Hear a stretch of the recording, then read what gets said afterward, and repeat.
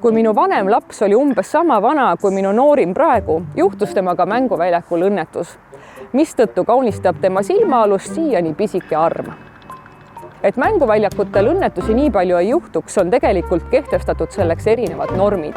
Millised need on, sellest räägib Kati Tamtik Tarbijakaitse ja Tehnilise Järelevalve Ametist.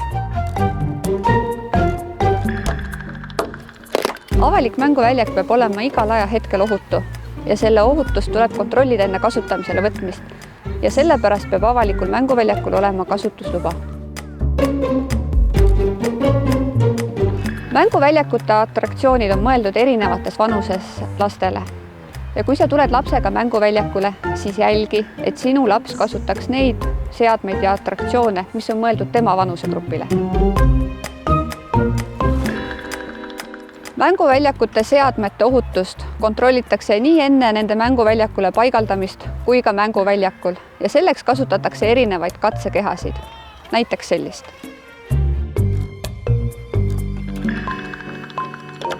Igal avalikul mänguväljakul peab olema silt kontaktidega, kuhu pöörduda, kui sa märkad mõnda katkist seadet. Sellist seadet ei tohi kasutada ja tuleb teha endast kõik olenev, et takistada selle kasutamine ka teistel. Seega, enne mängimist veendu, et mänguväljak on ohutu ja sinu lapsele sobiv.